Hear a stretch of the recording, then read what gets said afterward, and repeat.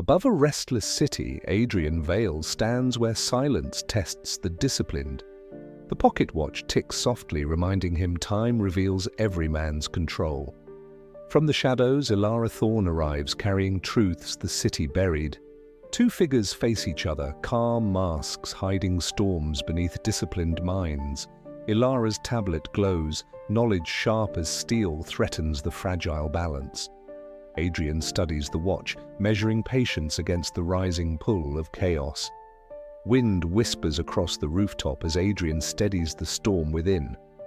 Far below, millions chase noise while discipline holds power in silence. Adrian turns at last, calm eyes revealing strength forged through restraint. Elara lowers the tablet, realizing control defeats chaos more than force. Side by side, they face the city, quiet resolve stronger than fear. In a world of noise, the strongest weapon remains a disciplined mind.